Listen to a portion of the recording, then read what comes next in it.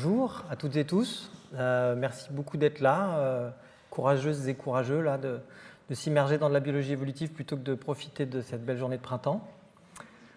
Merci aussi beaucoup à Louis pour ses cours et pour cette invitation. Et en effet, Louis m'a demandé de vous parler un petit peu de l'envers du décor. On a parlé beaucoup d'adaptation, mais on va aussi aujourd'hui parler de maladaptation. Je vais essayer de vous montrer un certain nombre de raisons qui nous invitent à penser qu'il vaut mieux concevoir les êtres vivants comme des vieux tacos représentés à droite que comme les Formule 1 représentés à gauche. Vous allez voir qu'il y a tout un tas de bonnes raisons pour ça, et un type de bonnes raisons dont on va parler plus que d'autres, c'est ce que j'appelle la coévolution multi-échelle, qui est représentée ici par ces petites poupées russes, qui symbolisent l'idée que les organismes biologiques peuvent être conçus comme existant à différentes échelles, dans le sens où il y a des individualités imbriquées dans le vivant, et que ces individualités peuvent être des cibles différentes de la sélection naturelle et potentiellement contradictoires, ce qui est une des raisons pour lesquelles, à une échelle en particulier, eh bien, on ressemble plutôt à un vieux taco qu'à une Formule 1. Et donc pour commencer, je vous propose un petit jeu. On va chercher l'intrus entre ces trois objets de forme sphérique, donc une balle de tennis, un œil et un petit galet, et on va demander un coup de main à Aristote. Et Aristote, qui était un très bon joueur de tennis, n'hésite pas à regrouper l'œil et la balle de tennis en nous disant « Ces deux objets sont le fruit d'un type de cause qu'il appelle la téléologie, pour cause finale. » Il dit « À l'évidence, l'œil est fonctionnel, la balle de tennis est également fonctionnelle, elle est faite pour jouer au tennis, l'œil est fait pour voir. Et donc pour expliquer ces objets, eh bien, il faut considérer que leur cause, c'est leur finalité. » Et si vous posez la même question à Monod quelques siècles plus tard, Monod n'hésite pas, lui, au contraire, à regrouper l'œil et le caillou en disant « Ces deux objets sont des objets naturels, ils ne sont pas le fruit d'une intention, et si l'œil a l'air finalisé, eh bien, finalement, ce n'est qu'à travers ce qu'il appelle la téléonomie, c'est-à-dire des objets qui ont l'air d'avoir été faits pour quelque chose et qui sont effectivement fonctionnels, mais qui n'ont pas été conçus dans une intention particulière. Et donc il appelle ça la téléonomie, en référence, mais également en différenciation avec la téléologie. Et quelle est l'idée qu'il a derrière la tête? Bien sûr, un peu plus d'un siècle après Darwin, son idée, c'est la sélection naturelle. La sélection naturelle, c'est un principe très simple, dont vous avez déjà beaucoup entendu parler ces derniers temps, qui nous permet d'expliquer l'émergence de fonctions sans concepteur. Et donc ce principe, je le résume de manière simpliste ici. Imaginez l'existence d'entités qui sont capables de produire des copies d'elles-mêmes, c'est-à-dire de se reproduire, et imaginez que de temps en temps arrive ce qu'on peut appeler une mutation, c'est-à-dire une nouveauté qui a la particularité de pouvoir se transmettre à travers les générations. Donc si vous avez ça, vous avez de la variance héritable dans cette population, et si ce nouveau trait confère un avantage en termes de survie et de reproduction, par exemple une résistance aux rayons du soleil, eh bien, si vous attendez quelques temps, vous allez arriver très vraisemblablement à une situation comme celle-ci, c'est-à-dire que toute la population sera au final dotée de cette paroi rouge qui permet de résister au soleil. Donc tout ce processus-là, c'est ce qu'on appelle l'adaptation. C'est le passage d'un état de la population, qui était une population bleue, et qui est devenue une population rouge. C'est ce qu'on appelle le processus adaptatif ou l'adaptation. Mais ce terme d'adaptation, vous aurez peut-être noté aussi qu'il est un peu taquin, parce qu'il peut non seulement représenter le processus, mais le résultat du processus. La paroi rouge, on peut aussi la considérer comme une adaptation aux rayons du soleil. Et en ce sens, c'est un terme qui est quasiment synonyme du terme de fonction. La fonction de la paroi rouge, c'est de protéger contre les rayons du soleil. Donc on voit que la sélection naturelle nous donne la possibilité d'expliquer les fonctions et donc donne aux biologistes une bonne raison de continuer à penser de manière fonctionnelle sans avoir à reposer sur l'existence d'un concepteur. Et donc on en est ravi et on en fait très souvent usage de ce type de raisonnement. On regarde des objets biologiques, on regarde des structures et on cherche à comprendre leurs fonctions. C'est globalement ce dont la biologie est faite. Mais avec ce type de raisonnement, eh ben, on peut être tenté de tomber dans un piège, qui est le piège de l'adaptationnisme. Louis se disait un peu adaptationniste, mais il ne l'est pas trop, hein. Il vous a aussi parlé de tout un tas de raisons pour lesquelles la sélection ne fait pas que optimiser. Mais c'est quelque chose qui n'est pas si rare dans le monde de la biologie. Une position qu'on peut un peu caricaturer en rappelant ce personnage Pangloss qui explique à Candide que tout est pour le mieux dans le meilleur des mondes et que si le melon a ses cercles autour, c'est pour pouvoir être mangé en famille parce que ça facilite la découpe. C'est vrai que c'est quand même pratique. Donc évidemment que c'est une caricature, mais n'empêche que quand, dans les années 2010 par exemple, un très gros projet, un consortium international, s'intéresse à la manière dont les différentes parties du génome humain peuvent s'exprimer, c'est-à-dire produire des ARN, et constate que, contrairement à ce qu'on pensait, la très grande majorité de l'ADN humain est transcrit, c'est-à-dire qu'il y a de la production d'ARN. Eh bien, quand on fait cette observation, une grande partie de la communauté s'engouffre dans cette idée pour dire « Ah, on vous avait bien dit que ça servait à quelque chose et que ce n'était pas de l'ADN poubelle ». Donc il y a vraiment cette idée que puisque ça fait quelque chose, ça doit servir à quelque chose, sous-entendu, ça doit servir à l'organisme qu'on est en train d'étudier.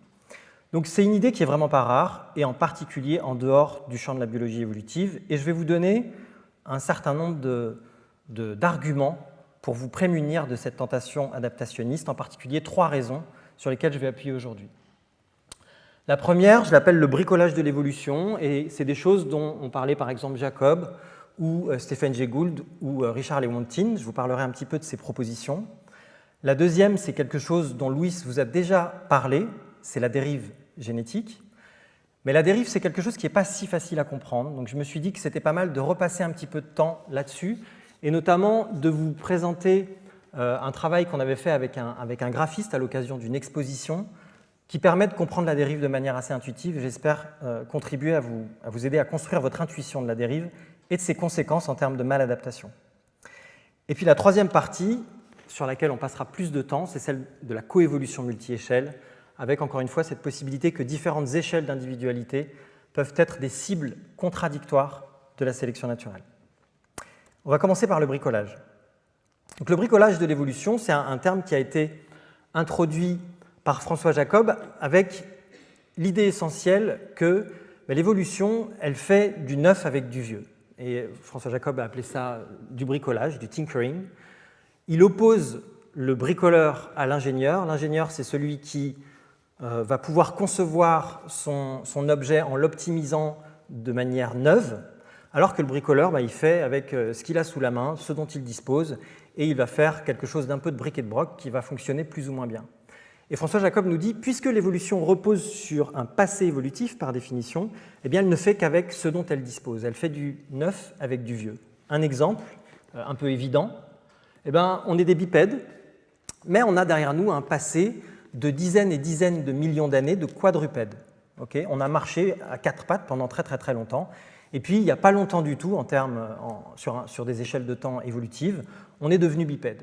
Mais cette bipédie, elle n'est évidemment pas complètement optimisée. C'est une bipédie qui fonctionne sur un passé de quadrupède, d'où les tassements de vertèbres et d'où les douleurs au dos que nous connaissons malheureusement tous et toutes. Il y a plein d'autres exemples de ce type. On fait du neuf avec du vieux et donc le système n'est pas optimisé.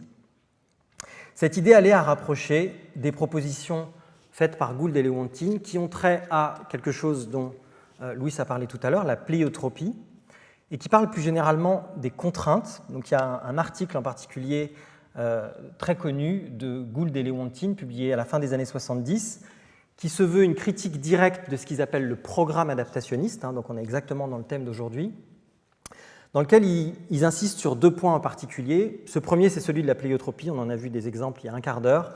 Le fait qu'un déterminant génétique puisse avoir des conséquences multiples, ça fait que s'il est optimisé d'un côté, il peut être sous-optimisé de l'autre côté. Il peut y avoir des contradictions entre les différents effets d'un gène et donc des résultats sous-optimaux du fait de cette pléiotropie. Et plus généralement, Gould et Lewontin utilisent la métaphore du dôme de la basilique Saint-Marc à Venise pour nous dire, quand on regarde cette basilique, tout a l'air d'être fait pour une esthétique parfaite. Il y a ces 4 zones qu'ils appellent des spandrels, qui sont précisément en plus adaptés au récit biblique qui est fait autour. Donc tout ça a l'air d'être fait pour un souci esthétique. Mais ils nous disent, non, en fait tout ça est essentiellement fait pour que ce dôme tienne debout. Il y a des contraintes architecturales qui font qu'il n'y avait pas moyen de faire autrement que de le faire comme ça. Et donc il nous rappelle que beaucoup de propriétés du vivant, qui ont pu devenir éventuellement adaptatives par la suite, ont un passé très complexe qui est lié aux contraintes et qu'il ne faut pas interpréter comme de l'optimisation pure. Voilà pour le bricolage. Je vais vous parler maintenant du deuxième type d'argument, de la dérive, et j'espère, avec ces petits dessins, vous aider à bien comprendre ce processus. Donc c'est un travail qu'on avait fait avec Léo Lescope, qui est un graphiste qui, je discutais avec lui récemment encore, utilise encore ce processus comme un processus créatif de son côté, et moi je continue à l'utiliser comme un processus scientifique d'explication de la dérive. Donc c'est un petit jeu qu'on avait fait en 2009 à l'occasion du bicentenaire de la naissance de Darwin. Il y avait une exposition au Parc de la Tête d'Or à Lyon pour aider le grand public à comprendre cette idée de dérive génétique. Donc comment on a fait ça? On a demandé à des enfants de 4 ans de dessiner des petits bonhommes. Donc on a 6 petits bonhommes qui constituent notre population et qui constituent la première génération. Et cette population de petits bonhommes, on va la faire évoluer.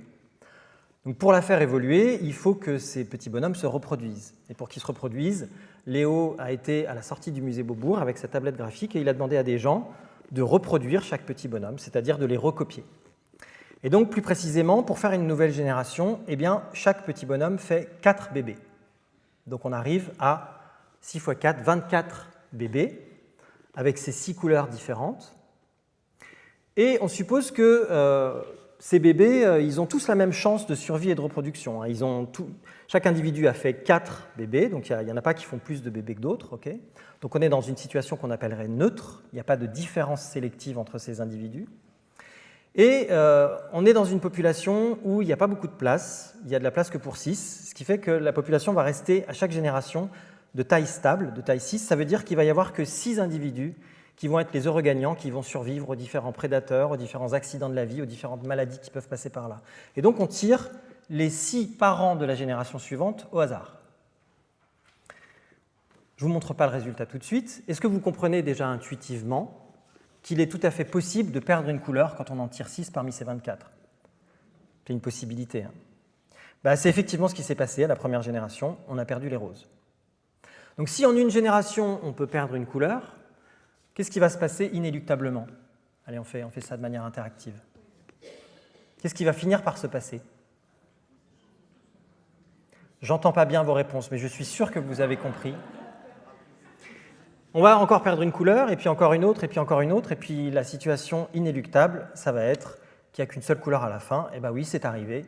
C'est arrivé en 20 générations, c'est les bleus qui ont gagné. Et donc là, si vous avez compris ça, vous avez compris la dérive. Vous avez compris que les simples fluctuations au hasard des fréquences alléliques, on dirait en génétique, là c'est les fréquences des différentes couleurs des petits bonhommes, ces fréquences des différentes couleurs changent au cours des générations et inéluctablement, un jour, on va toucher une situation où il n'y a plus qu'un seul type dans la population. D'accord ? En moyenne, ça prend pas très longtemps dans une population de 6. Alors si on avait fait le même jeu avec 100 petits bonhommes au lieu de 6, est-ce que ça serait arrivé aussi ? Ça aurait pris beaucoup plus de temps, mais ça serait arrivé aussi. Donc si vous avez compris avec 6, vous avez compris avec 100, vous avez compris avec 1000, vous avez compris avec 10 000, et vous avez compris que ça se produit en permanence. Donc non seulement la dérive fait varier les fréquences, mais elle est même capable de faire gagner un seul mutant ancestral. Okay, il y avait un seul bleu dans la population, c'est lui qui a gagné. Il n'avait pas plus de chances de gagner que les autres, mais c'est lui qui a gagné. On va voir que cette petite expérience, elle nous permet de comprendre vraiment beaucoup de choses de la génétique des populations. Par exemple, il n'y a qu'une seule couleur à la fin, mais si on zoome là sur la situation finale, est-ce qu'ils sont tous pareils? Non. Hein. Donc ils ont tous la même couleur parce qu'on a demandé aux gens de les recopier avec la même couleur, mais ils n'ont pas tous la même forme. Qu'est-ce qui a introduit cette nouveauté, cette diversité? Quel est le processus évolutif dont Louis vous a beaucoup parlé? Si on lui donnait son nom technique, ça serait quoi? C'est la mutation. C'est la mutation qui a introduit de la variation depuis un ancêtre commun de tout ce qu'on observe au temps présent. Cet ancêtre commun, il est là, quelque part à la génération 12. Donc ce que vous comprenez avec cette expérience, c'est que le polymorphisme que vous voyez, c'est-à-dire la variation au sein de la population, c'est ce qui a été introduit par la mutation depuis ce dernier événement qui est celui où un individu a donné tous les individus de la population. Cet individu en particulier, on peut zoomer dessus, on peut lui donner un petit nom particulier parce que on donne à ce processus-là le nom de coalescence. Le fait que si on fait remonter l'histoire génétique d'une population, on retombe sur un variant unique. On appelle ça un événement de coalescence. D'accord ? Donc si on résume, la variation que vous observez dans la population, c'est ce qui s'est accumulé par mutation depuis le dernier événement de coalescence. Alors cet événement de coalescence, il est marrant parce qu'il nous dit aussi que si on reconstruit l'histoire, eh bien, il y a toute une partie de l'histoire qui est représentée que par cette ligne noire. C'est-à-dire que tout ce qui existait par ailleurs dans la population, on n'en a plus aucune trace aujourd'hui. Ça vous permet de comprendre autre chose qui est assez important et général en biologie évolutive. Si vous êtes un paléontologue et que vous trouvez un fossile de quelque chose, quelle est la probabilité qu'il fasse partie véritablement de la lignée qui a survécu quand vous voyez ça? Elle est faible. Parce que ce qui a disparu, c'est beaucoup plus abondant que ce qui est resté. D'accord ? Donc ça vous explique par exemple que quand on trouve des fossiles de la lignée humaine, il faut bien comprendre que c'est des fossiles qui sont la plupart du temps des cousins de la lignée humaine et non pas des éléments de la lignée telle qu'on la connaît. Alors là, vous avez vu que j'ai fait un petit saut, je commence à aller plus loin dans l'histoire. Un autre truc qui est intéressant avec ce schéma, c'est que vous pouvez l'agrandir sur l'échelle de temps et imaginez maintenant que ces petits bonhommes, c'est des espèces différentes. Vous avez le même processus qui se passe. C'est-à-dire que l'extinction des espèces, c'est ce qui représente le fait que tout un tas d'individus de cette population n'ont pas laissé de descendants. De la même manière, tout un tas d'espèces qui étaient présentes au cours de l'histoire n'ont pas laissé de descendants. Donc si on reconstruisait, si on avait réellement l'histoire complète de la diversité, ce serait cette espèce de buisson que vous avez peut-être vu, on en voit maintenant dans les musées d'histoire naturelle, plein à craquer de branches éteintes, qui sont beaucoup plus abondantes que les quelques branches fines qui nous ramènent jusqu'à l'origine de la vie. D'accord ? Ces quelques branches fines, c'est celles qui sont représentées par cette très longue ligne noire qui est toute seule. Alors on a dit tout ça avec de la dérive, avec que de la dérive et avec que de la variation neutre. Vous êtes d'accord ? On n'a pas supposé de différence en termes de succès reproducteur des uns ou des autres. Introduisons un peu de sélection naturelle là-dedans pour voir ce que ça pourrait faire. Introduisons d'abord, pour comprendre l'idée, beaucoup de sélection naturelle. Imaginons par exemple que les roses, au lieu de faire 4 bébés, ils font 100 bébés. Et qu'on va à nouveau tirer 6 individus à la génération suivante. Que va-t-il se passer selon toute probabilité ? Les roses pourraient gagner s'ils avaient produit beaucoup plus de bébés, et ils auraient gagné beaucoup plus vite que les bleus ne l'ont fait là. Donc quand il y a de la sélection naturelle, il y a aussi de la coalescence, c'est-à-dire qu'à un moment, tout revient à un seul ancêtre, mais ça va beaucoup plus vite. Donc une des manières de comprendre toutes ces méthodes de génétique des populations qui cherchent des signatures de sélection naturelle, c'est de comprendre qu'elles vont chercher des zones du génome qui ont des temps de coalescence courts, okay, et qui indiquent une sélection naturelle. Donc ça, c'est s'il y a une sélection très forte. Imaginons maintenant ce qui se passerait s'il y avait une sélection faible. Si les roses, par exemple, au lieu de faire 4 bébés, ils faisaient 6 bébés. C'est déjà un très gros avantage sélectif. On suppose un avantage de 50% par rapport aux autres. Est-ce que néanmoins, on est sûr que les roses vont gagner ? Eh non. Il se peut qu'au hasard, ils perdent quand même.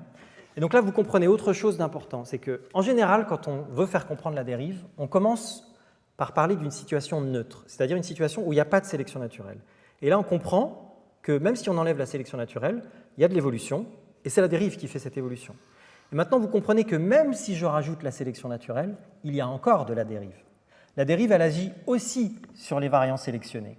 En quelque sorte, la dérive peut venir contrecarrer ce que la sélection essaye, entre guillemets, de faire de manière déterministe, c'est-à-dire le fait de faire gagner ceux qui font plus de bébés que les autres. D'accord ?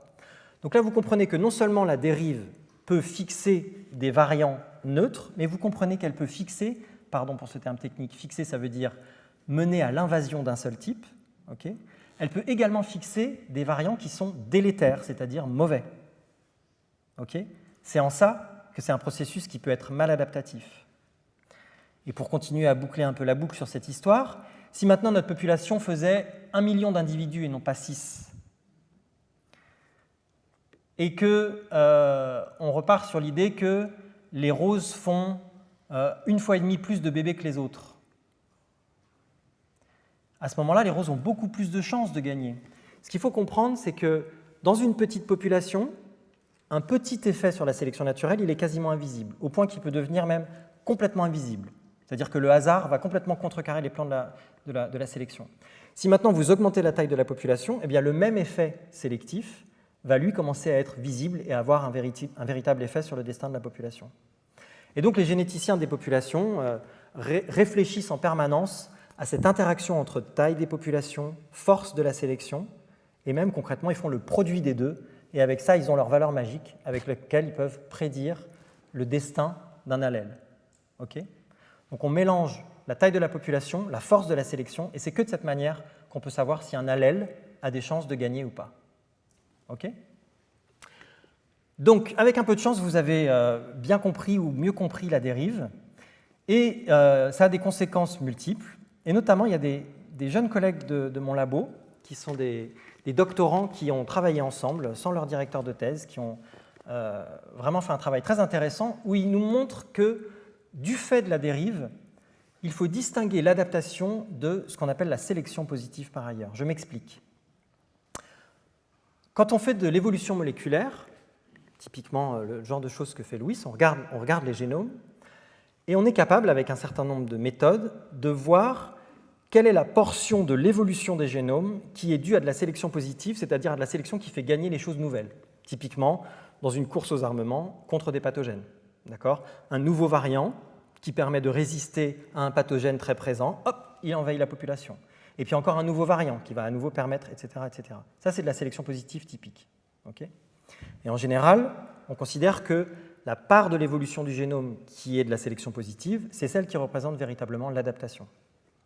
Donc on fait des schémas un peu comme ça. Quand on fait de l'évolution moléculaire, on constate qu'une très grande partie de l'évolution du génome est due à la dérive, mais qu'il y a quand même une partie qui est due à de la sélection positive, et on considère que c'est un synonyme de l'adaptation. D'accord ? Mais réfléchissons maintenant à la suite de ce qu'on s'est dit tout à l'heure. Je vous disais, la dérive, elle peut non seulement faire varier des choses qui sont neutres, c'est-à-dire qui n'ont pas d'effet en termes de valeur sélective, mais elles peuvent également faire gagner des choses délétères. D'accord ? Prenons un exemple un peu plus concret. Par exemple, la taille, dont on parlait également tout à l'heure. Imaginons qu'il y a une taille optimale, c'est-à-dire une taille qui fait qu'on a une survie et un succès reproducteur plus élevé. C'est ce qui est représenté sur l'axe vertical par ce qu'on appelle la valeur sélective, ou je dirais peut-être également fitness, ça peut m'échapper, c'est le synonyme, c'est le mot anglais, et on l'utilise de manière équivalente. Donc il y a une taille qui a la fitness maximale. Il y a des mutations dans la population qui font baisser la taille. Mais la sélection naturelle, elle a tendance à éliminer ces mutations et faire que la population reste très proche du sommet de cette petite colline. D'accord ? Mais que fait la dérive ? Elle fait descendre la population de cette colline. Et donc, que fait la sélection ? Elle fait remonter sur la colline. Et que fait la dérive ? Elle fait redescendre. Et que fait la sélection ? Elle fait remonter. Et donc, il y a un jeu permanent de perte d'allèles avantageux dus à la dérive qui sont regagnés. Et ce qui est regagné, c'est de la sélection positive, c'est ce qu'on voit typiquement comme signature de sélection positive, et pourtant ce n'est pas de l'adaptation du tout à un nouvel environnement, c'est ce que les collègues appellent de la sélection de maintenance. Okay ? Du fait de la dérive, il existe une part de la sélection positive qui n'est qu'une sélection de maintenance et qu'on ne devrait pas considérer comme de l'adaptation. Okay ? En gros, moitié-moitié, c'est ce qu'ils estiment, c'est beaucoup. Ils estiment que la moitié de la sélection positive à l'intérieur des génomes serait de la sélection de maintenance.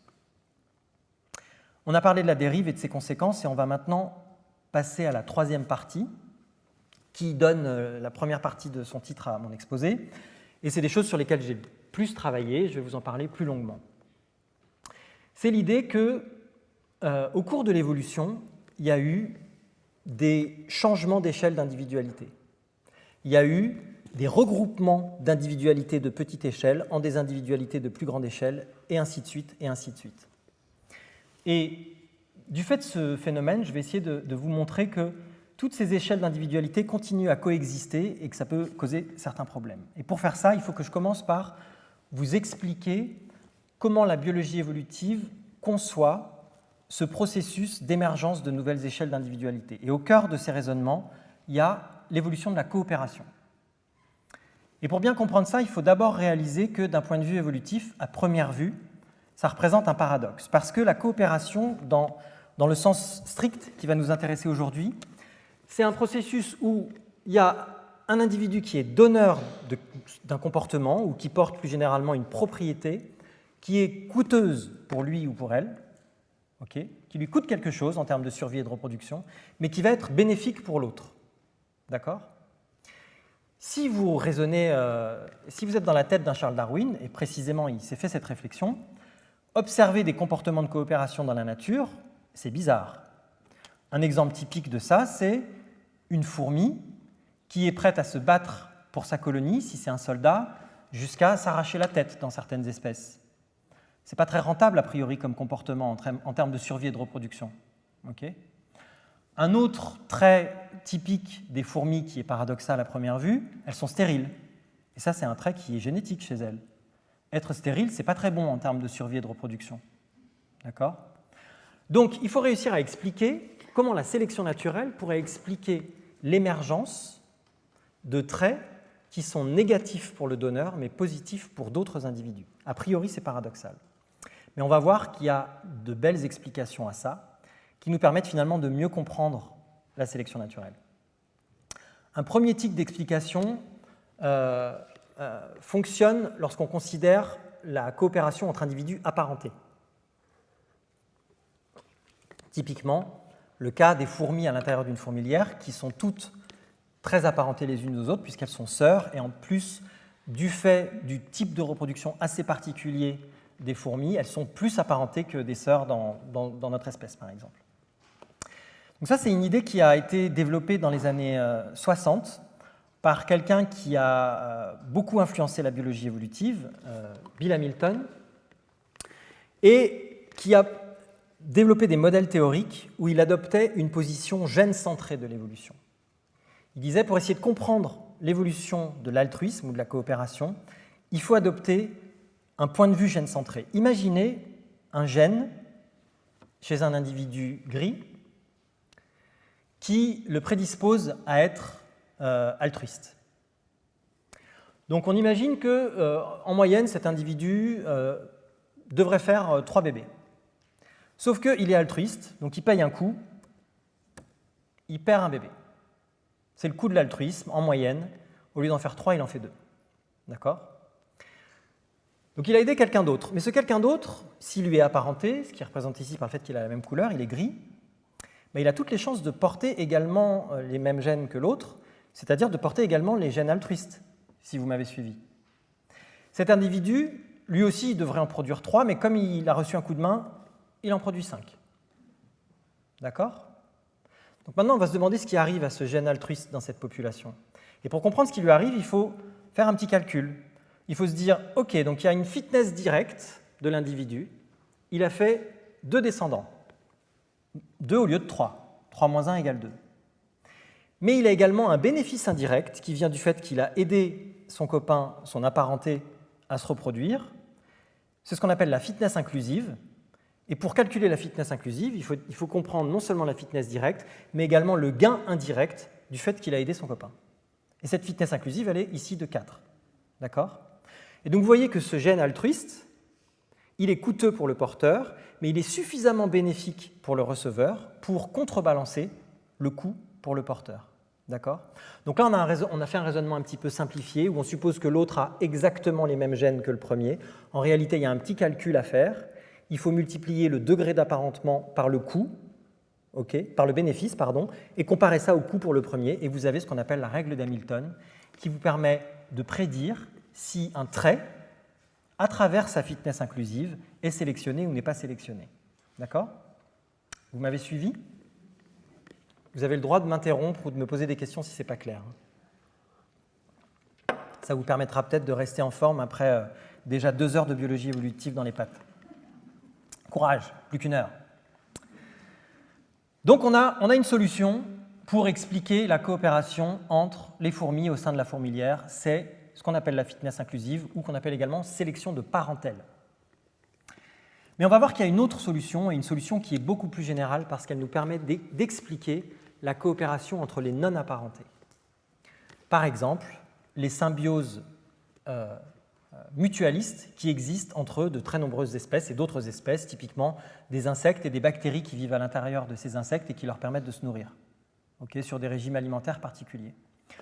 Ça aussi, c'est une forme de coopération. Il n'y a pas d'apparentement entre les deux et il faut pouvoir l'expliquer. On l'explique à travers le principe d'interdépendance. Je vais essayer de préciser ça. En commençant par l'idée qu'il existe dans la nature plein de relations de dépendance, et non pas d'interdépendance. Je commence par une dépendance unidirectionnelle, où on a l'organisme rouge qui produit un déchet, par exemple, qui est bien utile pour l'organisme gris puisqu'il s'en nourrit. Le gris pourrait même être un parasite, utiliser des ressources de l'organisme rouge, et ça s'observe très souvent. C'est une dépendance unidirectionnelle. Ce qu'il nous faut expliquer, c'est comment on arrive à l'interdépendance, c'est-à-dire comment on va passer à une situation où le gris se met à produire une ressource, y compris si la production de cette ressource est coûteuse, qui va être bénéfique pour le rouge. Parce que si le gris commence à faire ça, alors le rouge va dépendre aussi du gris, et on va commencer à rentrer dans un cercle, non pas vicieux, mais plutôt vertueux, de coopération entre les deux. D'accord ? Donc il nous faut comprendre, d'un point de vue évolutif, qu'est-ce qui fait que le gris, qui paye le coût de la production d'une ressource utile à l'autre, peut gagner en termes de succès reproducteur par rapport au gris qui ne le fait pas. On retombe sur notre paradoxe de la coopération. L'idée qui permet d'expliquer ça, elle a été également mise en lumière dans les années 70 par Trivers à travers ce qu'il a appelé l'altruisme réciproque. Et je vais essayer de vous expliquer comment ça marche à partir d'une condition très générale de l'altruisme réciproque. Alors il y a d'autres modèles, d'autres manières d'expliquer ça, mais vous allez voir que ce qu'on appelle la structuration spatiale, c'est une manière très générale de comprendre les conditions qui permettent l'évolution de l'altruisme réciproque. Ce que j'appelle la structuration spatiale, c'est le simple fait que le monde n'est pas une bassine où tout est bien mélangé. D'accord ? Il y a des patchs de forêt. Et ceux qui habitent dans cette forêt, ils ne se mélangent pas complètement à ceux qui habitent dans l'autre forêt. Donc le monde est spatialement structuré. Et ça a des conséquences très fortes. Imaginons une situation où, d'un côté, on a des gris altruistes, et de l'autre, on a des gris pas altruistes. Et imaginons que ce monde est structuré. Donc ça ne passe pas ou pas beaucoup entre les deux côtés. D'accord ? On va se demander si les gris altruistes font plus de bébés que les gris pas altruistes dans un contexte comme ça. Qu'est-ce qui va se passer au cours du temps ? Les gris altruistes, ils produisent une ressource qui est utile pour les rouges. D'accord ? Donc les rouges, est-ce qu'ils vont faire plus de bébés ou moins de bébés à gauche ? Plus, si vous m'avez suivi. Donc au cours du temps, il y a de plus en plus de rouges. Et les rouges produisent une ressource qui est utile pour les gris. Donc à gauche, il y a de plus en plus de gris. Et donc si vous faites la somme de tout ça, vous constatez que la fréquence des gris altruistes augmente par rapport à la fréquence des gris non altruistes. C'est l'idée de base de l'altruisme réciproque, selon laquelle, quand les choses ne se mélangent pas complètement au hasard, il peut y avoir une espèce de retour sur l'investissement au fait d'aider quelqu'un qui vous aide. Et si ce n'est pas complètement clair, j'espère que cet autre cas particulier de structuration spatiale va vous simplifier les idées. C'est un peu un cas d'école qu'on appelle la transmission verticale, qui nous permet d'expliquer typiquement pourquoi des bactéries qui vivent à l'intérieur des cellules de leurs hôtes et qui sont donc transmises de manière verticale ont souvent des relations de coopération avec leurs hôtes. Je vais vous expliquer ça avec un petit dessin. Imaginons un organisme gris avec des petites bactéries à l'intérieur. Et imaginons que ces bactéries, par exemple, vivent à l'intérieur du cytoplasme des cellules, et donc, quand le gris se reproduit, les bactéries qui vivent à l'intérieur se reproduisent avec lui. D'accord ? Elles sont transmises verticalement et non pas horizontalement. Elles ne sont pas infectieuses. Donc si vous êtes dans une situation comme ça, vous comprenez que si la bactérie a un effet positif sur son hôte, l'hôte va produire plus de bébés. D'accord ? Donc la bactérie se retrouve dans plus de bébés. Donc la bactérie elle-même a augmenté en fréquence dans la population. Finalement, la seule manière pour la bactérie d'augmenter en fréquence, c'est à travers son hôte. Okay ? Et donc on est dans une situation qui favorise la coopération et qui favorise l'évolution d'interactions, d'une intégration entre les deux, au point qu'au final, on arrive à une situation où on ne peut plus les séparer et on ne peut plus vraiment considérer que ces deux organismes différents, c'est un seul individu. D'accord ? Et pour bien se caler les idées, on va comparer ça à une situation infectieuse, c'est-à-dire une situation où la bactérie, cette fois, se transmet entre différents individus au cours des générations. Donc si elle est capable de faire ça, ça peut être avantageux pour elle, par exemple, de se multiplier très très vite, y compris si elle tue son hôte, parce que peut-être qu'avant que son hôte soit mort, elle aura réussi à sauter sur beaucoup d'autres individus grâce au fait qu'elle s'est multipliée rapidement. Donc si vous avez compris ça, vous avez compris le raisonnement de base qui est au cœur des modèles d'évolution de la virulence. Quand on essaye de comprendre si un Covid va devenir plus virulent ou moins virulent, on utilise typiquement ce genre d'argument. Est-ce qu'il est très bien transmis ? Plus il est bien transmis horizontalement, plus il risque de devenir virulent parce qu'il peut se permettre de devenir virulent. D'accord ? D'ailleurs, vous noterez en passant que quand on commence à raisonner comme ça, on comprend que les pathogènes, ça ne leur fait pas plaisir de nous faire du mal. Ils ne nous font du mal que parce que c'est avantageux pour eux de se reproduire très très vite et d'infecter beaucoup de monde. D'accord ? À vrai dire, s'ils pouvaient infecter beaucoup de monde sans nous faire du mal, ils y gagnent aussi d'un point de vue évolutif. D'accord ? Donc il y a un trade-off pour eux, il y a un compromis entre leur virulence et leur transmission. En tout cas, quand il y a de la transmission horizontale, on est dans une situation qui favorise le conflit. Donc je me résume à ce stade. Accrochez-vous. Mais si, accrochez-vous, je vous assure, ça vaut le coup la suite. On a deux processus qui nous permettent d'expliquer la coopération et donc, finalement, l'intégration entre différentes échelles d'individualité pour donner de nouvelles échelles d'individualité. On a la coopération entre apparentés qui nous permet d'expliquer pourquoi les fourmis se mettent à coopérer pour faire une nouvelle entité, la fourmilière, qui, à bien des égards, est l'individu. Il vaut mieux penser les fourmis comme des organes sur pattes que comme des organismes. L'organisme, c'est l'ensemble. La lignée reproductive dans cette histoire, c'est la reine. Et d'ailleurs, on utilise exactement le même raisonnement pour expliquer l'origine de la fourmi elle-même. Parce que la fourmi, elle est composée, comme vous et moi, de milliards de cellules qui coopèrent, au point que les cellules de mes doigts font le sacrifice de leur propre reproduction. Ça, ce n'est pas la peine tout de suite. Les cellules de mes doigts font le sacrifice de leur propre reproduction. Okay, elles n'ont aucun avenir évolutif.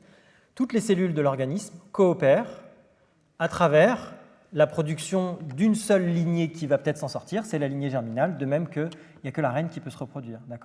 Et les cellules de votre organisme, si elles coopèrent, c'est parce qu'elles ont le même génome. Okay, donc ce raisonnement de sélection parentèle, il nous permet d'expliquer l'émergence de la pluricellularité, la vie à plusieurs cellules, qui a existé maintes fois à travers l'évolution, au moins 5 fois, pour produire quelques géants, les animaux, les plantes, les algues rouges, les algues brunes. Allez-vous m'en citer une autre ? Des organismes qu'on arrive à voir à l'œil nu, qui ont le bon goût d'être pluricellulaires comme nous, qui sont fameux en omelette. Les champignons, bien sûr. Les champignons, c'est une autre lignée qui partage avec nous le fait qu'ils ne savent pas se nourrir de lumière. Ils mangent d'autres organismes aussi. Donc ça, c'est juste un petit aparté. C'est assez intéressant de noter que quand on regarde la diversité du vivant, ce qu'on voit avec nos yeux, c'est une infime partie de l'immense biodiversité qui existe à l'échelle microscopique. En fait, elle n'est pas microscopique, c'est nous qui sommes macroscopiques. La diversité du vivant, elle est essentiellement unicellulaire. D'accord ? À 99%. Pour vous donner une petite idée, avec des collègues, on a fait une sculpture en métal, bien lourde, qui va rester longtemps. Elle est sur le campus de la Doua, à Lyon. Cette sculpture représente le buisson du vivant. Et à la surface de ce buisson, on a des plaques sur lesquelles il y a des dessins. Et ces plaques représentent les différents groupes. On a 47 plaques à la surface de ce buisson, et on a triché pour donner une plaque aux animaux. en réalité, les animaux représenteraient une toute petite partie de cette surface, mais quand même, on a donné une plaque aux animaux. D'accord ? Donc, j'espère que ça vous donne un peu une idée de cette immense biodiversité qui existe à l'échelle unicellulaire. C'était un aparté. Donc, on explique, une manière d'expliquer l'émergence de nouvelles individualités, c'est la sélection de parentèle, la coopération entre apparentés. Et il y a également la coopération entre non-apparentés. Donc, elle aussi, elle a des conséquences sérieuses. Par exemple, on pense qu'elle est à l'origine de la lignée dite eucaryote, dont nous faisons partie, qui ont des grosses cellules avec un noyau qui contient le génome, et dont on pense qu'elles sont le résultat d'une fusion, d'une symbiose entre des lignées de bactéries et d'archées, qui sont les deux autres très grands groupes du vivant. Et puis le même type de raisonnement explique comment des pucerons survivent grâce à leurs bactéries qui leur permettent de se nourrir de la sève, qui est un régime très déséquilibré, parce que les bactéries savent faire tout et n'importe quoi avec du sucre. D'accord ? Et le puceron tout seul ne sait pas faire ça. Des exemples comme ça, on en a à foison. Pour vous dire que ce que je vous raconte là, ce n'est pas une anecdote. Ça s'est produit plein de fois à travers l'évolution. Toutes les fois où on arrive à le comprendre, et ce qui est encore plus démesuré, c'est toutes les fois où on n'arrive pas à le comprendre, parce qu'on a perdu les traces de cette histoire. L'évolution est une histoire de changement d'échelle d'individualité dans une très large mesure, et c'est une histoire de coopération. Pour le coup, on peut faire un petit pied de nez à cette vision un peu caricaturale du darwinisme, de la survie du plus fort. La coopération est typiquement une des manières de survivre. Et c'est une manière qui est très souvent sélectionnée au sein du vivant. Je vous ai expliqué tout ça, mais je vais vous parler maintenant du fait que ces individualités qui se sont réunies pour en faire des plus grosses, on voit bien qu'elles continuent à exister encore. Et que ça a des conséquences en termes d'adaptation, à travers des phénomènes qu'on regroupe sous le terme de conflits génétiques, qui, en quelque sorte, sont des manifestations de nos individualités intérieures.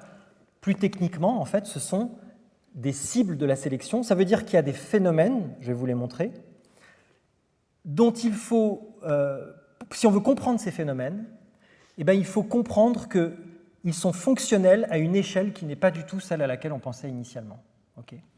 Les choses dont je vais vous parler, elles sont notamment très bien décrites dans ce livre, qui est un livre assez technique, mais où vous pouvez trouver plein d'informations sur ces questions, Genes in Conflict, qui fait vraiment un tour de cette grande ménagerie des éléments génétiques égoïstes et des conflits génétiques qui en résultent. Je vais vous en donner quelques exemples. Les mitochondries sont ces structures de la cellule qui permettent à nos cellules de respirer au niveau cellulaire, c'est-à-dire globalement d'utiliser l'oxygène pour brûler les aliments qu'on mange. Et vous savez peut-être que ces mitochondries sont le résultat d'une symbiose, précisément la symbiose dont je parlais tout à l'heure, entre des archées et des bactéries. On pense qu'à l'origine de la lignée eucaryote, il y a eu cette symbiose avec les mitochondries, et on sait ça notamment parce qu'à l'intérieur de ces mitochondries, il reste un génome, et que si on regarde ce génome, on voit bien que ces mitochondries tombent à l'intérieur d'un grand groupe de bactéries qu'on appelle les alpha-protéobactéries. C'est un très grand groupe dans lequel il y a d'ailleurs beaucoup d'organismes qui vivent à l'intérieur d'autres cellules. Et donc je vais vous parler de systèmes où on voit bien que les mitochondries sont encore des niveaux de sélection efficaces. Ce qu'il faut savoir à propos des mitochondries, c'est qu'elles ne sont transmises dans la plupart des espèces que par les femelles à travers les générations. Pourquoi ? Parce que voilà à l'échelle un spermatozoïde et un œuf, vous comprenez bien que les mamans transmettent beaucoup plus à la descendance que les papas. Là. Les papas, ils ne transmettent qu'un génome, éventuellement beaucoup plus dans des espèces où il y a du soin parental, on l'espère. Mais tout le contenu de la cellule, le cytoplasme, ça c'est transmis par les femelles et pas par les mâles. En passant, ça fait aussi qu'il y a une possibilité de transmission héréditaire à travers l'œuf qui n'est pas strictement génétique. Des choses dont il serait intéressant de parler, mais on ne va pas en parler aujourd'hui. Mais en tout cas, il y a des choses qui passent. Là, c'est le contenu du cytoplasme et typiquement les mitochondries passent. Du coup, les mâles, pour les mitochondries, c'est des impasses évolutives. C'est-à-dire qu'une mitochondrie qui tue un mâle, par exemple, elle n'est pas moins bien transmise à la génération suivante qu'une mitochondrie qui ne fait pas ça. C'est bizarre comme idée, hein. C'est un élément de notre génome, quelque part, pas de notre génome nucléaire, ce n'est pas le génome du noyau, mais c'est le génome de nos cellules quand même. S'il nous tue, il n'est pas moins bien transmis que s'il ne nous tue pas. Parce que les mâles ne le transmettent pas. Je parle de nous les mâles. Et ça a des conséquences assez fortes. Donc je vais vous parler, vous avez remarqué que je ne parle pas beaucoup de l'espèce humaine hein, d'ailleurs, mais je vais vous parler de plantes. Mais dans l'espèce humaine, on sait, en rapport avec cette idée, qu'il y a des mutations dans le génome mitochondrial qui sont impliquées dans de la stérilité mâle et qui sont à très haute fréquence par rapport à ce qu'on attendrait d'un gène sous sélection. Okay. Donc c'est bien un cas où c'est vraisemblablement l'absence de sélection contre la stérilité chez les mâles qui fait que ce gène se balade à haute fréquence dans les populations. Donc il y a potentiellement des choses qui sont intéressantes également d'un point de vue médical. Mais il y a un autre truc qui est très rigolo, très intéressant avec ces histoires, c'est ce qu'on appelle la stérilité mâle cytoplasmique qui s'observe dans beaucoup d'espèces de plantes. Donc chez beaucoup de plantes, vous le savez sans doute, un même organisme porte des fonctions mâles et femelles, et souvent même une même fleur est capable de produire du pollen et des graines. D'accord ? La partie mâle et la partie femelle. Eh bien, dans beaucoup d'espèces, on trouve des mitochondries qui vont inhiber la production de pollen et, par conséquent, les ressources de la plante se retrouvent redirigées vers la production de graines. Donc ces plantes ne produisent pas de pollen ou moins de pollen, mais elles produisent plus de graines. Étant donné que les mitochondries ne sont transmises que par les graines et pas par le pollen, eh bien ces mitochondries-là augmentent en fréquence dans la population. Elles sont sélectionnées pour faire ce qu'elles font. Autrement dit, la stérilité mâle cytoplasmique, c'est effectivement une adaptation. Mais pour qui ? Pour la mitochondrie, bien sûr, et pas pour la plante. Parce que pour la plante, ça coûte de ne pas produire de pollen. Vous imaginez par exemple une conséquence possible qui est la disparition des mâles dans cette espèce, et donc la disparition de l'espèce. Ce qui d'ailleurs nous permet de toucher du doigt une idée qui est que l'évolution ne sait pas où elle va. Okay ? Il peut y avoir de la sélection pour quelque chose qui va mener l'espèce à l'extinction. Voilà pour les mitochondries et la stérilité mâle cytoplasmique. Je vais vous parler maintenant d'un autre exemple que je connais mieux parce que celui-là, j'ai travaillé dessus. Wolbachia, ça a été mon bébé chéri pendant de nombreuses années. C'est une bactérie qui est intracellulaire, qui est une cousine des mitochondries parce qu'elle aussi, elle tombe dans le très grand groupe des alpha-protéobactéries. On n'est pas chez les plantes, on est chez les arthropodes, donc les insectes et autres sales bestioles, araignées, scorpions, etc., crustacés, et également chez des nématodes, qui sont un groupe un peu éloigné des arthropodes. Elles vivent comme les mitochondries à l'intérieur du cytoplasme de leurs hôtes, et donc comme les mitochondries, elles sont transmises à travers les générations uniquement par les femelles et non pas par les mâles.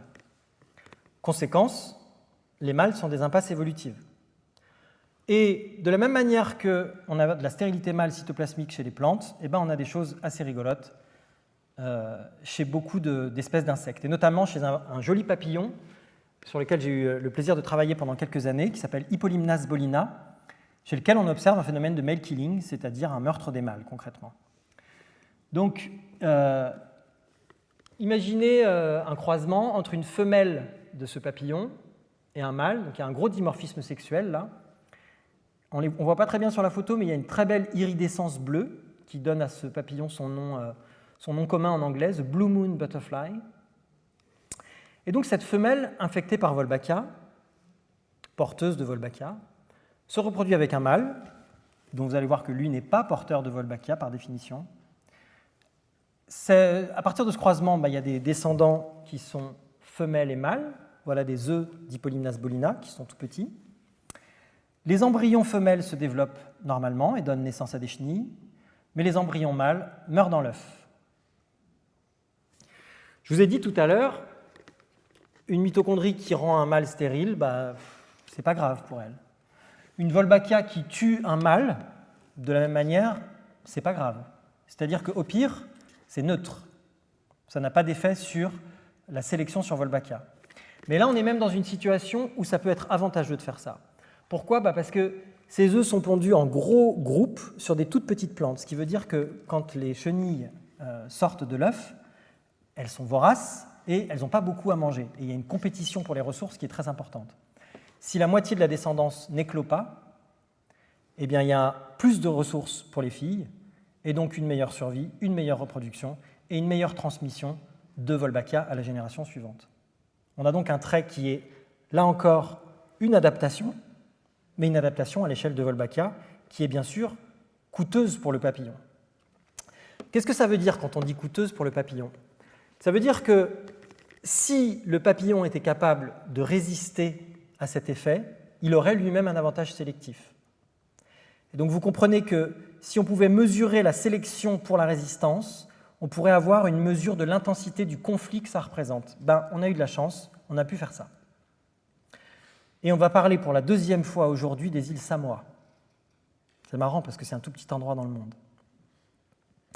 Vous allez voir qu'on a eu la chance d'observer sur ces îles un phénomène d'évolution dont on pense encore aujourd'hui que c'est le phénomène le plus rapide de sélection naturelle jamais observé, c'est-à-dire le phénomène de variation de fréquence allélique entre générations le plus rapide dû à la sélection naturelle qu'on ait jamais pu observer. On est, vous allez voir, très loin des coefficients de sélection typiques qu'on peut voir dans l'espèce humaine et dont Louis vous a parlé. Donc ça se passe aux Samoa, qui sont ces deux petites étoiles ici. Les autres étoiles, c'est tous les endroits où j'ai eu le plaisir d'échantillonner ce papillon. Donc les différentes couleurs représentent le fait qu'il y a des îles où le papillon où la Wolbachia est présente à très haute fréquence, et d'autres où la Wolbachia n'est pas présente à très haute fréquence. Quand elle est présente à très haute fréquence, presque toutes les femelles portent Wolbachia. Donc presque tous les fils meurent. Donc c'est des populations où si vous allez sur le terrain et vous regardez les proportions de mâles et de femelles, vous ne voyez pas beaucoup de mâles. Ces populations des Samoa, elles nous intéressaient particulièrement parce qu'on savait que depuis au moins le début du siècle, c'est-à-dire depuis que des entomologistes se promènent, eh bien on sait que les mâles sont extrêmement rares dans ces populations. Ils représentent environ 1 pour 200, un demi%. D'accord ? Donc c'est des populations dont on sait par ailleurs qu'elles ne sont pas loin du tout de l'extinction. La moitié des femelles meurent avant d'être fécondées. Et les femelles qui sont fécondées ont une fertilité qui est très diminuée parce qu'elles reçoivent très peu de spermatozoïdes au cours des accouplements. Pourquoi ? Parce que les quelques mâles qui sont là sont fatigués. Vous imaginez la fatigue. Et c'est justement ce qui nous intéressait. On voulait aller voir si cette fatigue avait mené à une sélection qui, par exemple, aurait pu faire augmenter les ressources reproductrices de ces mâles, augmenter la taille des testicules. Donc c'est pour ça qu'on s'est baladé là-bas, mais quand je suis arrivé en 2005, j'ai été assez perturbé d'observer une situation radicalement différente à ce que j'attendais. J'ai vu sur une des deux îles plein de mâles, alors que ça faisait 100 ans qu'il n'y en avait pas. Et puis j'y suis retourné un peu plus tard, et sur les deux îles, il y avait des mâles partout.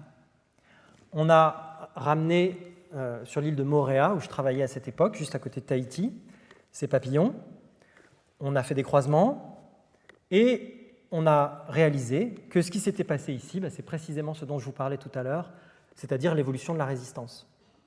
On a montré qu'il y a un migrant ou une migrante, on ne sait pas, qui est arrivé de très loin, de quelque part dans l'Asie du Sud-Est, peut-être d'îles de Micronésie qu'on n'a pas échantillonnées et où ce serait déjà présent, parce qu'on sait qu'en Asie du Sud-Est, il y a déjà de la résistance au male killing qui est présente.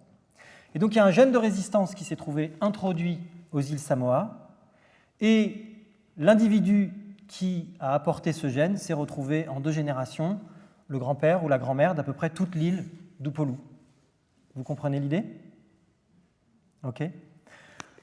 On a là une sélection naturelle d'une intensité extrême qui avait été, c'est intéressant, prédite par Hamilton, encore lui, dans les années 60.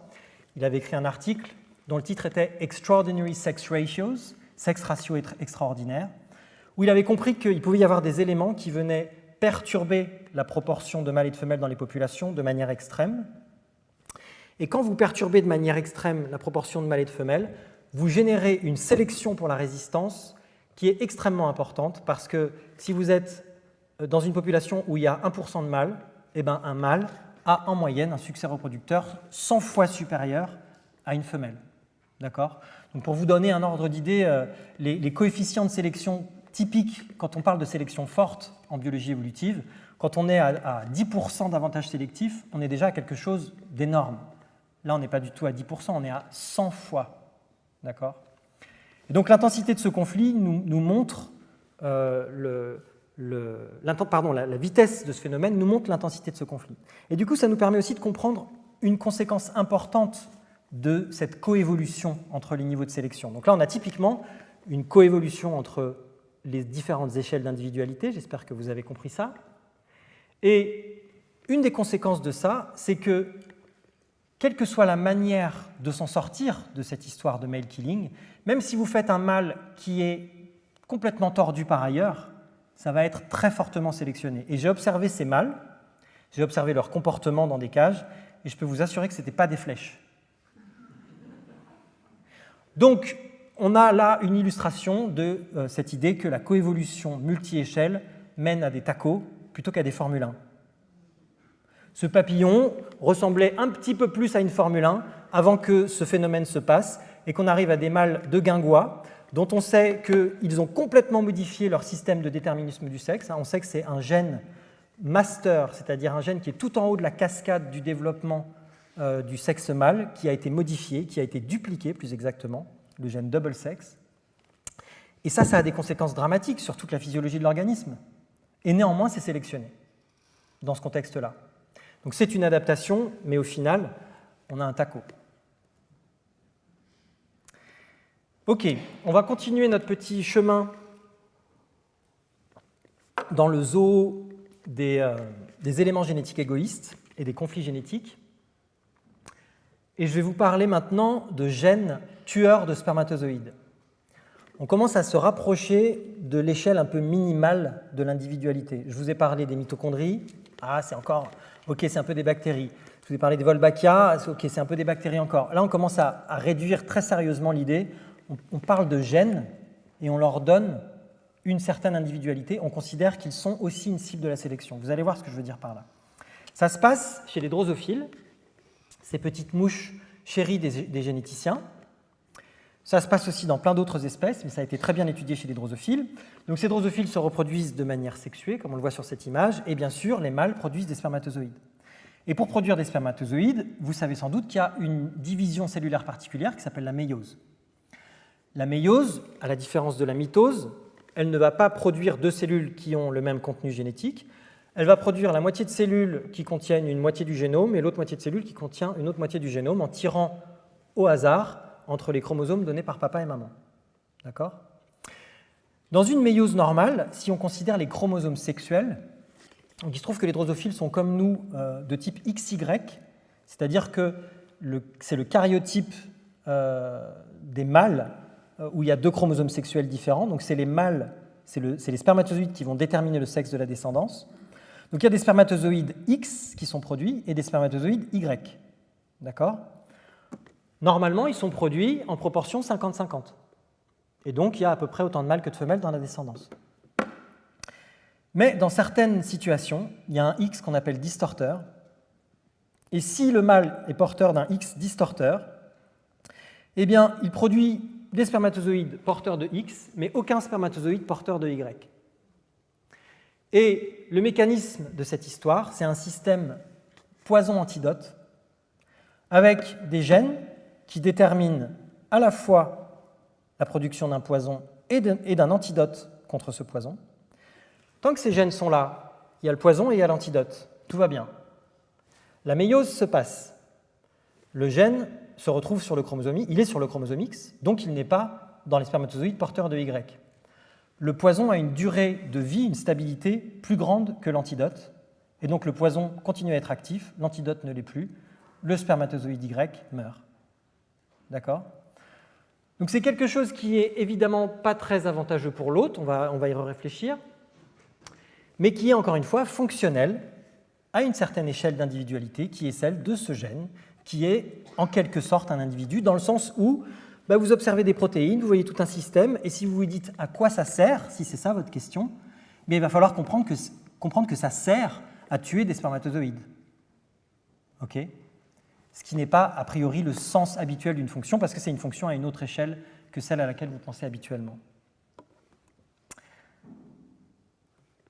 Je continue pour vous parler d'un autre type d'éléments génétiques égoïstes et un autre type de conflit génétique. Alors jusque-là, il a pu vous sembler que ce que je vous racontais, c'était un peu des anecdotes sur la biodiversité. Quand on arrive aux éléments transposables, on ne peut plus dire ça, parce que les éléments transposables, ils sont absolument partout, et ils constituent par exemple plus de 50% de votre génome. D'accord ? La très grande majorité de votre génome, c'est des éléments transposables que je vais essayer de vous décrire maintenant. Et à vrai dire, au bas mot 50%, parce qu'il y a une très grande partie du génome dont on pense que c'est des éléments transposables qu'on n'arrive plus à reconnaître, mais qui sont des restes d'éléments transposables. Qu'est-ce que c'est que ces trucs ? Ces trucs ont été découverts par Barbara McClintock dans la deuxième moitié du XXe siècle, qui étudiait le maïs et qui observait une variation très étonnante de caractère entre différentes parties d'une même plante. Et qui a compris que ça, c'était le résultat d'un phénomène assez bizarre. Elle a eu bien du mal d'ailleurs à convaincre la communauté scientifique qu'elle ne racontait pas des sornettes. Elle a émis l'hypothèse que ça pourrait être dû à des portions du génome, qui sont représentées ici par ces petits rectangles jaunes, qui sont capables de produire des copies d'elles-mêmes et donc d'introduire des mutations un petit peu partout dans le génome à très grande vitesse. Et ça s'appelle des éléments transposables. C'est des éléments qui se multiplient à l'intérieur du génome.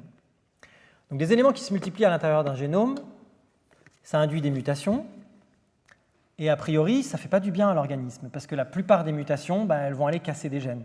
De temps en temps, il peut peut-être y en avoir une qui est bonne, mais la très grande majorité, n'a pas d'effet, puisqu'il va y avoir des insertions de ces éléments transposables dans des endroits du génome qui ne servent à rien. Mais de temps en temps, ça s'insère dans un gène ou dans une zone régulatrice, et ça, la plupart du temps, quand ça fait ça, ça a des effets négatifs. Okay ? Et pourtant, les éléments transposables sont partout. Comment expliquer ça ?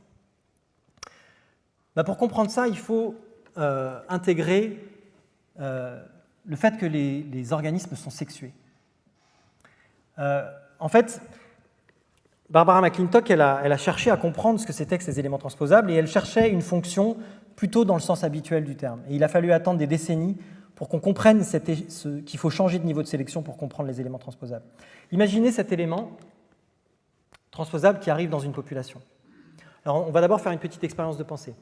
Imaginez qu'on est dans une population qui n'est pas sexuée, c'est-à-dire qui se reproduit de manière clonale. Donc, toutes ces cellules-là vont faire des descendants, d'accord ? Indépendamment les unes des autres. Cette lignée-là qui porte l'élément transposable, elle subit des mutations. Du coup, est-ce que vous êtes d'accord avec moi qu'elle va moins bien que les autres ? Ok ? Dans cette lignée, il y a des éléments transposables, ça ne fait pas du bien à l'organisme, donc ces organismes produisent moins de bébés que les autres, donc on s'attendrait à ce que les éléments transposables disparaissent. Sauf qu'on n'est pas dans un monde asexué, on est dans un monde sexué. Et dans un monde sexué, un allèle normal, il est transmis à un descendant sur deux, à cause de la méiose. Vous me suivez ? Ok, pour chaque gène, vous avez une copie X, une copie Y, ou une copie A, une copie B. C'est soit A, soit B qui va être transmis à la descendance, mais pas les deux. Si vous êtes un élément transposable et que vous avez sauté partout sur le génome, eh bien vous avez beaucoup plus de chances de vous retrouver dans la descendance, puisque vous êtes sur tous les chromosomes. D'accord ? Donc les éléments transposables, au lieu de se retrouver dans un descendant sur deux, ils se retrouvent dans beaucoup plus. Et donc au cours des générations, ils augmentent en fréquence et ils finissent par envahir la population.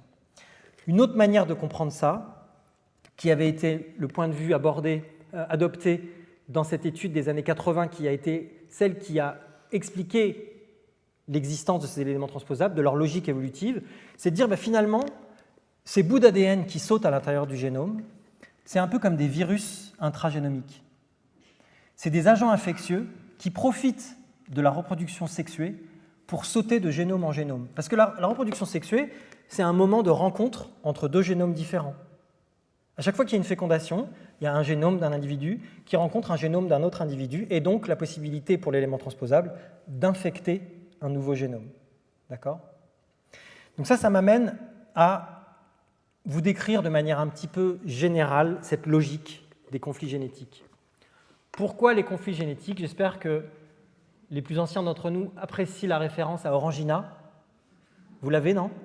Pourquoi est-il aussi méchant ? Ouais. Pourquoi sont-ils aussi méchants ? Pourquoi les éléments transposables ? Pourquoi les Wolbachia, pourquoi les mitochondries, alors que je vous disais tout à l'heure que quand il y a de la transmission verticale, il devrait y avoir coopération. Eh bien, avec les éléments transposables, on vient d'en avoir un exemple, le sexe fait que un élément infectieux comme un élément transposable peut sauter de génome en génome grâce au sexe. Le fait que certains éléments soient transmis uniquement par les femelles, donc la transmission uniparentale, fait qu'il peut y avoir un avantage à être avantageux pour un sexe, mais désavantageux pour l'autre.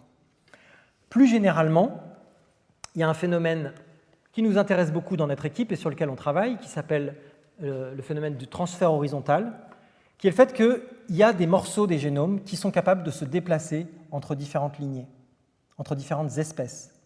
Donc les bactéries font ça au quotidien. Chez les animaux, par exemple, ça se produit beaucoup moins, mais on sait que ça se produit en fait. Et les données nous montrent que ça se produit finalement beaucoup plus souvent qu'on ne le pensait. Et on étudie, notamment dans mon équipe, la possibilité que ça se passe dans les relations entre les parasitoïdes, ces petites guêpes qui sont des aliens, pour faire bref, et qui sont très très très fréquentes et qui embêtent beaucoup les papillons, qui pondent à l'intérieur des chenilles, et à la fin du développement, ce qui sort de la chenille, ce n'est pas un joli papillon, c'est une guêpe, ou des centaines de guêpes selon les espèces.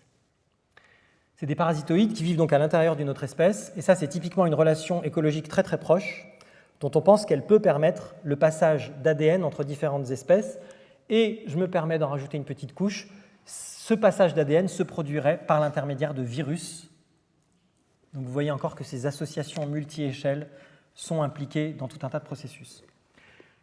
Donc le transfert horizontal est aussi une raison qui peut permettre l'émergence des conflits génétiques. Pourquoi? Parce qu'un élément qui est transmis horizontalement, ça veut dire que son avenir évolutif est découplé de celui du reste du génome. Si tous les éléments sont cotransmis ensemble, s'il y a une cotransmission parfaite, c'est-à-dire s'il y a une reproduction purement clonale, s'il n'y a pas de sexe, donc s'il n'y a pas non plus de transmission uniparentale, puisque par définition, tout est transmis comme mes petits bonhommes tout à l'heure. Vous me suivez? Imaginons ça, une reproduction strictement clonale. Ça veut dire que tous les éléments du génome sont dans la même galère. Si vous avez une stratégie égoïste et que vous êtes tous dans la même galère, vous allez vous-même payer le prix de votre stratégie égoïste. D'accord? Mais si c'est possible de s'échapper de la galère, par transfert horizontal, ou par reproduction sexuée, ou si à toutes les générations, il y en a une moitié qui part sur une galère et une moitié qui part sur une autre galère, comme dans la reproduction, comme dans la transmission uniparentale, alors bien sûr qu'il devient possible d'être sélectionné pour avoir des stratégies égoïstes. Donc en bref, ce que vous pouvez essayer de ramener à la maison, si vous avez réussi à me suivre, c'est que seule une reproduction purement clonale pourrait générer une absence totale de conflit, c'est-à-dire l'émergence d'une individualité qui serait la seule. Sauf que la reproduction purement clonale, ça n'existe pas. Aucun être vivant ne se reproduit de manière purement clonale. Tous les organismes ne sont pas sexués, mais tous les organismes échangent des bouts de leur génome d'une manière ou d'une autre. Et on pense d'ailleurs que ceux qui ne le font pas ne sont plus là pour témoigner, puisque rapidement, à l'échelle évolutive, ils disparaissent. En vrai, il y a quelques espèces qui font ça, mais elles sont toutes en bout de branche et elles ne sont pas loin de l'extinction, très vraisemblablement. D'accord ? Donc, ça n'existe pas, et donc les éléments génétiques égoïstes, ça existe partout, et les échelles d'individualité existent partout. Ok, donc on a compris qu'il y a de nouvelles échelles d'individualité qui se forment, mais on a compris que toutes les échelles d'individualité coexistent.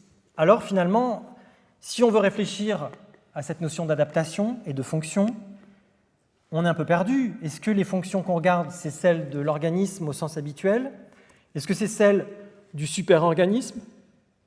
Est-ce que c'est celles de l'infra-organisme? Ou de l'infra-infra-organisme?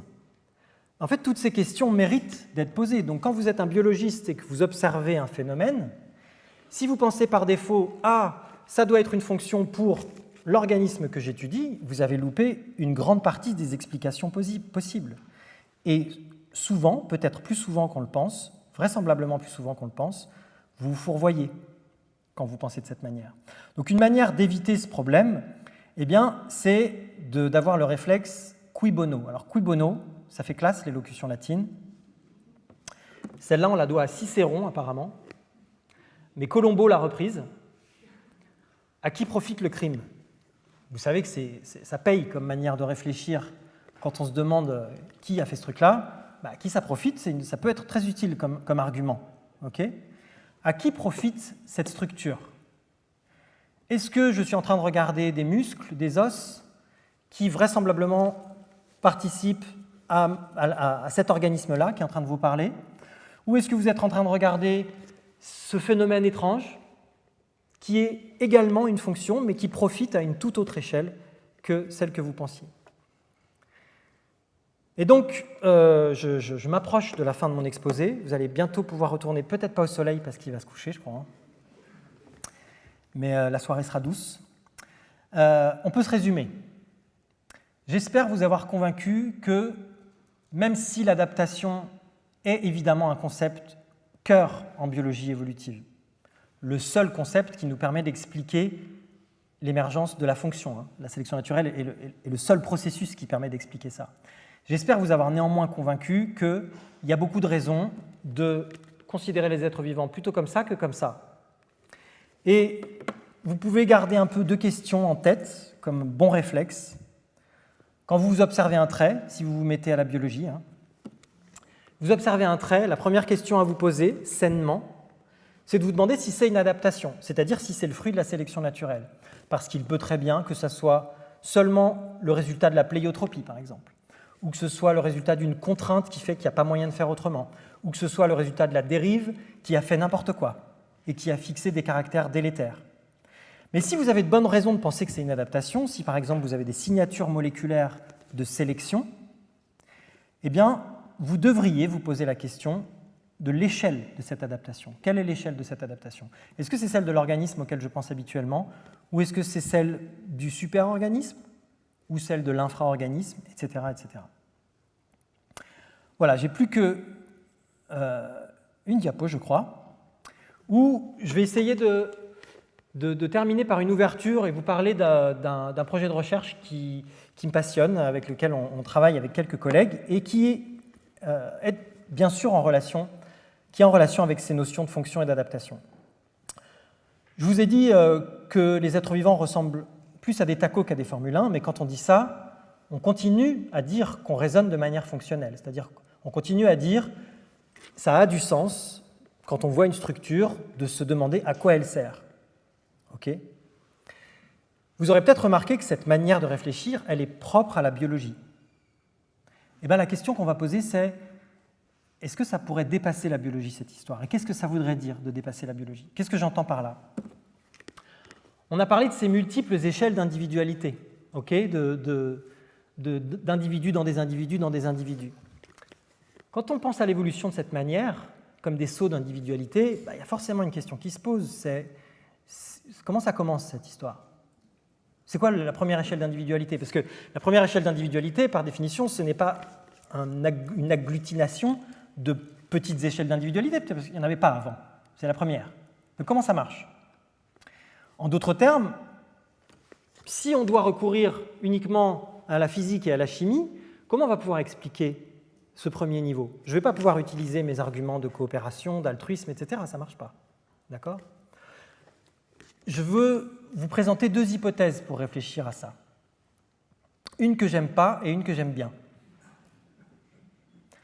La première, je n'aime pas. Je l'appelle la chance. Selon cette hypothèse, qui, à vrai dire, est assez classique dans la tête de la plupart des biologistes qui se demandent comment la vie a-t-elle pu émerger. Ils se disent, à un moment, il y a un truc qui est apparu, qu'en général on appelle un réplicateur. On imagine volontiers un ARN qui serait à la fois porteur d'une information génétique et porteur d'une capacité enzymatique. Ça fait 60 ans qu'on essaye de les produire, ces bidules, qui savent se reproduire tout seuls. On est très loin d'y arriver. Certains considèrent que c'est juste une question de temps et de moyens. D'autres pensent, comme moi, que c'est un problème conceptuel profond et que ce n'est pas possible de créer un objet de ce type qui saurait se reproduire tout seul. Il y a plein de raisons pour lesquelles je n'aime pas cette hypothèse. D'abord, d'un point de vue expérimental, comme je viens de vous le dire, on ne sait pas les fabriquer, ces bidules. J'aime pas non plus le caractère complètement discontinu de cette idée, parce que dans la nature, il y a beaucoup plus de continuité que de discontinuité. Il est plus vraisemblable que tout ça ait suivi un chemin graduel. Et puis, j'aime pas non plus le problème thermodynamique que ça pose. Parce que imaginez qu'un truc comme ça arrive. Quand on étudie la chose de près, ce truc, il faut lui supposer une complexité telle que son apparition fortuite, sous le simple effet de la chance, est à peu près de la même probabilité que la probabilité d'apparition d'un éléphant rose ici même à la fin de ma phrase. Ça n'arrive pas. Ça pourrait arriver. En thermodynamique, rien n'est impossible. Hein. Mais ce n'est pas une explication très satisfaisante. Vous êtes au moins d'accord avec moi sur l'intérêt d'explorer une autre hypothèse. Donc, selon cette hypothèse, après, il y a eu de l'évolution par sélection naturelle, et donc il y a eu de la fonction. Okay ?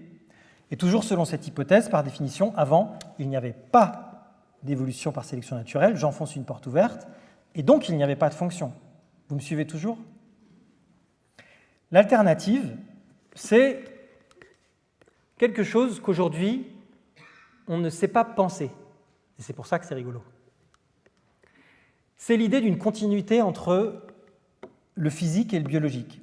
C'est l'idée que, au cours de cette histoire, des phénomènes physiques se sont produits qui, petit à petit, ont commencé à ressembler à des objets qui, à un moment, nous sautent aux yeux comme étant des individus. Ce processus, c'est l'évolution. Mais l'idée, c'est que l'évolution aurait pu commencer d'une manière beaucoup plus sale, d'une certaine manière, beaucoup moins intelligible, avec des organismes, par exemple, qui n'ont pas un beau génome bien concentré, avec un système où il serait impossible de différencier le génotype du phénotype, et un système qui, petit à petit, serait peut-être devenu comme les organismes qu'on connaît aujourd'hui, et par exemple comme celui qu'on appelle LUCA. Vous le connaissez, LUCA ? LUCA, Last Universal Common Ancestor. Si on regarde tous les organismes vivants d'aujourd'hui, et qu'on réfléchit à la tête que pouvait avoir l'ancêtre commun, on arrive à l'idée de LUCA. Mais LUCA, c'était déjà une cellule, c'était déjà des choses très très compliquées. Mais LUCA, ce n'est pas du tout l'origine de la vie.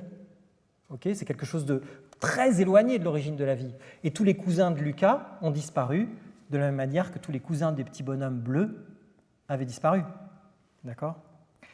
Et donc, si on réfléchit de cette manière, il faudrait réussir à trouver comment l'évolution pourrait se comprendre d'une autre manière que ce qu'on la comprend aujourd'hui, d'un point de vue plutôt physique, et comment la fonction aurait également émergé. Donc l'idée, c'est que peut-être que si on arrive à comprendre les choses de cette manière, eh ben, à un moment, on va regarder des objets et pouvoir se dire « Ah, je peux le regarder par là, du point de vue de la physique, mais je peux aussi le regarder par là, du point de vue de la biologie, et commencer à me demander « Tiens, cette structure a-t-elle une fonction dans ce système ?» Si vous dites ça à un physicien, il vous dit « Ça va pas, non ? Garde ton finalisme, garde ta téléonomie pour la biologie. » Mais je suis tenté d'aller gratter un petit peu derrière cette idée. Voilà. Je termine en vous mentionnant un article qui est en français. Et voilà, donc c'est pas souvent qu'on en publie en français, que j'ai publié avec mon collègue Laurent Duret il y a une dizaine d'années et qui parle pas mal des choses dont on a parlé aujourd'hui. Et puis je termine en vous remerciant et en remerciant ces personnes qui m'ont aidé à préparer cet exposé, ce laboratoire où il fait bon vivre et bon travailler, je dois dire, le CNRS qui est quand même une boîte sympathique, j'espère qu'elle va le rester, l'Université Lyon 1 qui est également une des tutelles de notre labo et l'ANR qui finance nos projets de recherche. Merci beaucoup.